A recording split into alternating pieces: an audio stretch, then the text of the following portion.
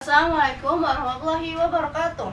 Alhamdulillahirrabbilalamin. Hadirin sekalian, segala puji hanya milik Allah yang Maha Esa, yang telah memberikan kita nikmat yang tiada tanding, seperti nikmat iman, nikmat Islam, dan nikmat kesehatan.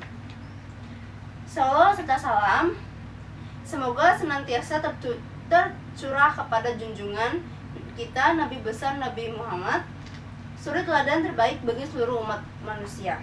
Semoga kita semua mendapatkan syafaat di akhir nanti. Amin ya rabbal alamin. Hadirin yang dirahmati Allah, dalam kehidupan sehari-hari ini kita seringkali begitu mudah berbicara, berkomentar, bercanda, atau bahkan menyinggung seseorang tanpa kita sadari. Padahal ya, dari lisan ini kita bisa lahir kebaikan atau bahkan keburukan yang sangat amat besar akibatnya.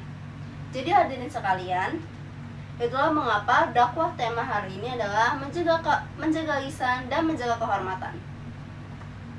Saudaraku sekalian, lisan merupakan karunia Allah yang sangat amat luar biasa. Ia adalah alat komunikasi, penyampaian pesan, dan juga untuk menyebarkan kebaikan.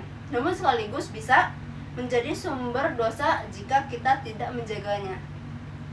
Allah Ta'ala mengingatkan kita dalam surat Qaf ayat 18,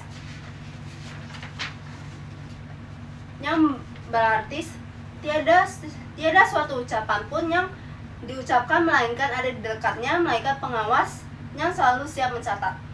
Ayat ini menunjukkan bahwa setiap kita ucapkan tidak akan pernah hilang begitu saja. Semuanya sangat tercatat. Bahkan ucapan ringan seperti bercanda, mengeluh, atau bergosip pun akan dimintai pertanggungjawabannya di akhir nanti. Itulah mengapa Rasulullah sangat memperingati umatnya untuk menjaga lisan. Dalam sebuah hadis yang diriwayatkan oleh Imam Tirmizi, beliau bersabda, "Tidaklah manusia dijatuhkan ke dalam neraka di atas wajah mereka, melainkan akibat dari lisan mereka." Artinya, banyak sekali orang yang celaka bukan karena perbuatannya, tetapi karena ucapannya. Hadirin yang berbahagia, kehormatan seseorang bukan hanya diukur dari penampilan atau jabatannya, tetapi diukur dengan lisan. Orang yang mampu menjaga lisannya akan sangat amat dihormati dan disegani. Sementara yang lisannya tajam dan menyakiti akan dijauhi, bahkan meskipun dia adalah orang yang sangat amat pandai. Bayangkan ya, seseorang yang dikenal baik, tetapi satu kali ia berbicara kasar, menghina, atau menyebarkan gosip, maka hilangnya rasa hormat seseorang kepadanya. Begitulah cepatnya kehormatan hilang. Sebaliknya ya, satu kata yang lembut bisa menyelamatkan hati orang lain. Senyum yang disertai dengan ucapan yang baik adalah sedekah. Rasulullah bersabda, "Perkataan yang baik adalah sedekah." Hadis riwayat Muslim. Jadi nih, setiap kali kita berbicara lembut, memberi semangat, atau menenangkan hati orang lain, itu semuanya bernilai pahala di sisi Allah. Saudaraku, banyak dosa besar yang bersumber dari lisan. Di antaranya ghibah, fitnah, adu domba, berbohong, mencaci, dan berkata kasar. Jadi, mari kita renungkan sabda dari Rasulullah yang berbunyi, "Cukuplah seseorang disebut pendusta apabila ia menceritakan setiap hal yang ia dengar." Hadis riwayat Muslim. Artinya, menyebarkan berita tanpa tabayun, tanpa memeriksa kebenaran, bisa membuat kita terjatuh ke dalam dosa besar. Begitu pula dengan ghibah. Allah menggambarkan orang yang suka menggunjing bagaikan memakan daging saudaranya sendiri yang sudah mati. Bayangkan nih, betapa menjijikannya perumpamaan itu, dan itu menunjukkan betapa beratnya dosa yang diterima. Selain itu, berbicara tanpa berpikir juga dapat merusak hubungan. Bayangkan, berapa banyak hubungan pertemanan yang rusak karena salah kata, dan berapa banyak hubungan keluarga yang rusak karena perkataan yang kasar. Jadi semua itu terjadi karena lisan kita yang tidak dijaga. Hadirin sekalian, Islam mengajarkan bahwa tidak semua yang kita pikirkan harus diucapkan. Kadang, diam adalah pilihan terbaik.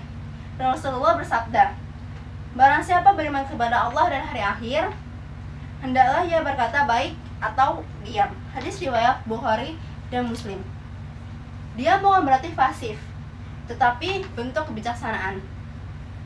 Orang bijak itu tahu harus kapan harus berbicara dan kapan harus menahan dirinya. Karena kadang nih, satu kata yang kita tidak dipikirkan bisa lebih tajam dari pedang, tapi satu kata yang bisa lebih lembut dari sutra dan lebih baik dari 1000 nasihat. Saudara dimuliakan Allah, bagaimana cara kita bisa menjaga lisan? Di sini ada beberapa langkah yang bisa kita lakukan. Yang pertama adalah berpikir sebelum bicara. Kayak misal kita ingin menyampaikan sesuatu atau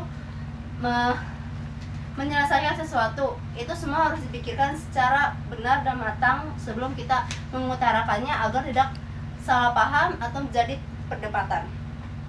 Yang kedua, perbanyak zikir dan membaca Al-Quran. Jika lisan sibuk berzikir, ia tak akan sempat berkata buruk. Yang keempat, yang ketiga, hindari debat yang tidak bermanfaat. Karena seringkali debat hanya melahirkan permusuhan, bukan kebenaran. Jadi sebisa mungkin menghindari perdebatan-perdebatan yang mungkin tidak bermanfaat atau tidak yang perlu dibesar-besarkan. Yang keempat, latih diri untuk berkata lembut. Bahkan nih, dalam menegur gunakan kata yang baik. Allah pun memerintahkan Nabi Musa untuk berkata lembut kepada Fir'aun. Yang terakhir, bersyukur dengan lisan. Gunakan mulut untuk bersyukur, bukan mengeluh, karena setiap keluhan yang hanya menambah resah, sementara syukur menambah berkah. Hadirin rahimakumullah, dari semua pembahasan kita tadi, kita memahami bahwa lisan yang dijaga adalah tanda kemuliaan iman dan kehormatan diri sendiri. Lisan bisa menjadi jalan menuju surga jika kita menggunakannya dengan sangat amat baik. Tapi juga bisa menjadi jalan menuju neraka kalau jika digunakan untuk keburukan. Seperti yang tadi sudah diberitahu, maka marilah kita berhati-hati, jadikanlah lisan kita sumber pahala, bukan penyesalan di masa depan nanti atau di akhir nanti. Semoga Allah senantiasa menjaga lisan kita dari kata-kata yang sia-sia dan menuntun kita agar setiap ucapan kita menjadi amal mendekati rahmatnya. Amin ya rabbal alamin. Wassalamualaikum warahmatullahi wabarakatuh.